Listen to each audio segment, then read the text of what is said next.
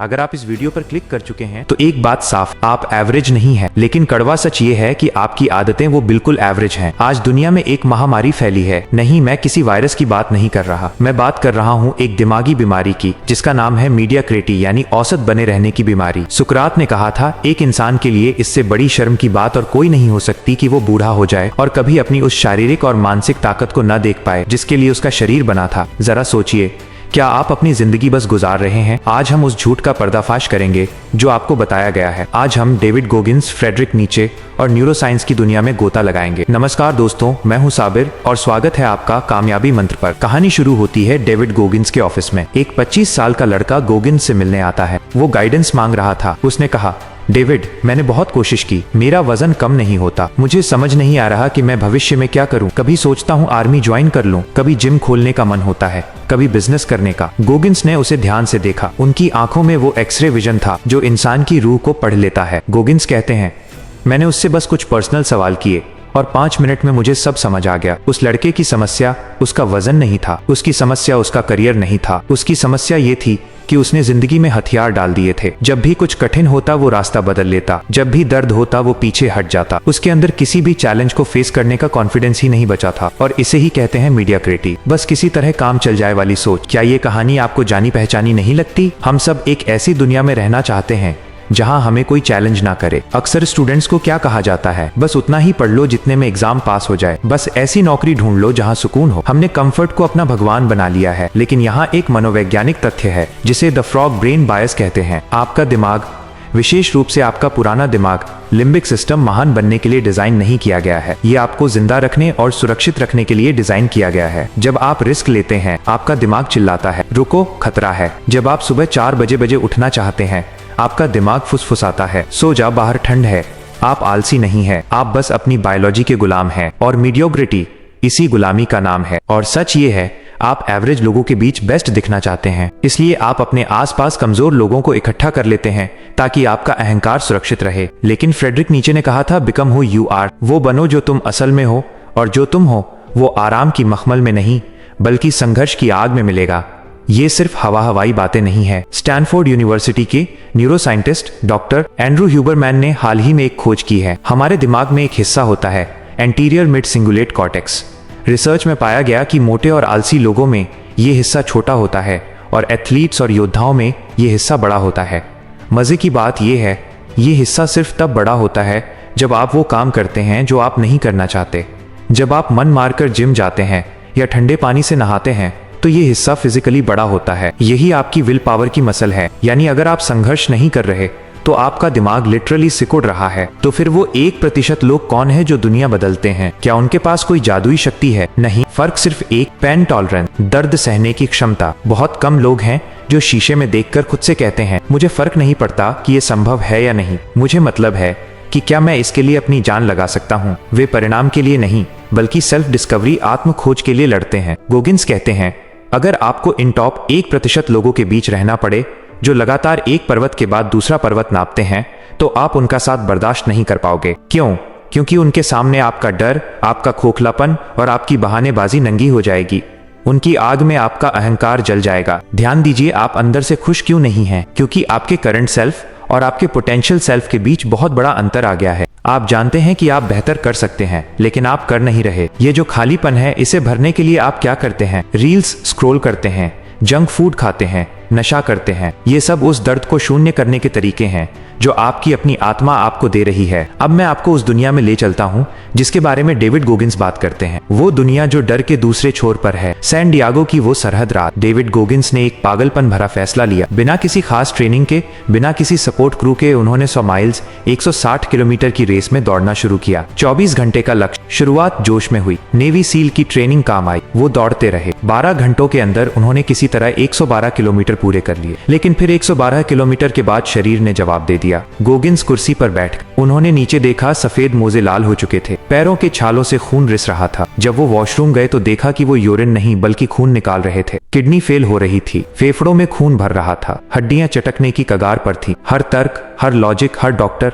यही कहता, रुक जाओ वरना मर जाओगे। उनका मन चिल्ला रहा था, डेविड, तुम यहाँ क्यों हो? तुम कितने बेवकूफ, बिना ट्रेनिंग के 160 किलोमीटर क्यों? यही वो पल है, यही वो खाई है जहां 99.9% लोग लौट आते हैं। गोगिंस ने अपने मन को जवाब देने की कोशिश की, मैं ये चैरिटी के लिए कर रहा हूँ। मन ने कहा, बकवास, कोई भी चैरिटी के लिए अपनी जान नहीं देता, मैं लोगों को इंस्पायर करना चाहता हूँ। मन ने कहा, झूठ, तुम दर्द में हो, बस करो। अगले 4 घंटे वो कुर्सी पर बैठे रहे, कांपते हुए, रोते हुए। सारे मोटिवेशनल कोट्स खत्म हो चुके थे, सारी पॉजिटिव थिंकिंग फेल हो चुकी थी। जब आप नर्क में होते हैं तो यू कैन डू इट वाले नारे काम नहीं आते। तभी उस अंधेरे सन्नाटे में डेविड के अंदर से एक आवाज आई, कोई लॉजिक नहीं, कोई बहाना नहीं, बस एक कच्चा जानवर जैसा सच। उसने खुद से कहा, because I am one hard mother. उस एक वाक्य ने सब बदल दिया। ये कोई मोटिवेशन नहीं था, ये आइडेंटिटी शिफ्ट था। अचानक शरीर में एड्रेनालाइन दौड़ गया। दर्द अभी भी था, हड्डियां अभी भी टूटी थी, लेकिन अब सहने वाला बदल चुका था। उन्होंने टेप से अपने पैरों को बांधा, खड़े हुए और चलना शुरू किया। 113 किलोमीटर, 120,140, और उन्होंने वो रेस पूरी की। गोगिंस कहते हैं, जब रेस खत्म हुई तो मैंने उस कुर्सी पर बैठकर एक नई दुनिया देखी। मुझे समझ आया कि मेरा मन कितनी भी डरावनी तस्वीर बना ले, मैं उसे पार कर सकता हूँ। ये थी द 40% रूल की खोज। जब आपका दिमाग कहता है कि आप पूरी तरह थक चुके हैं, तब दरअसल आपने अपनी क्षमता का सिर्फ 40% ही इस्तेमाल किया होता है।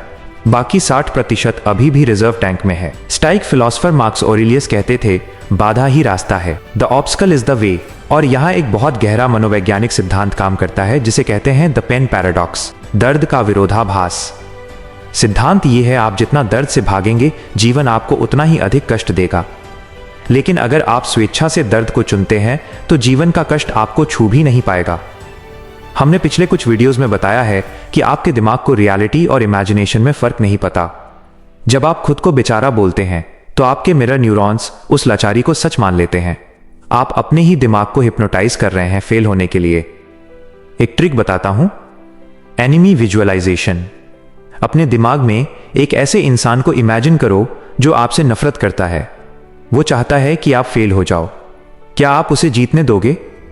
कई बार प्यार से ज्यादा ताकत नफरत या जिद में होती है।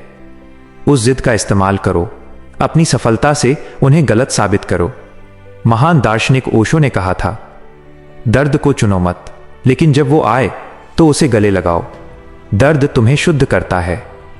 खलील जिब्रान ने लिखा था, तुम्हारा दर्द उस कवच के टूटने की आवाज है जो तुम्हारी समझ को कैद किए हुए है। दोस्तों, मीडियोग्रिटी इसलिए नहीं है कि आप में काबिलियत नहीं है। मीडियोग्रिटी इसलिए है क्योंकि आप दर्द को अपना दुश्मन मानते हैं। जिम में मसल्स कब बनते हैं? जब आप आखिरी रैप्स लगाते हैं। जब फाइबर टूटते हैं। दिमाग कब तेज होता है? जब आप वो किताब पढ़ते हैं जो समझ नहीं आ रही, लेकिन आप फिर भी पढ़ते रहते हैं। न्यूरोसाइंस में एक कॉन्सेप्ट है विनर इफेक्ट।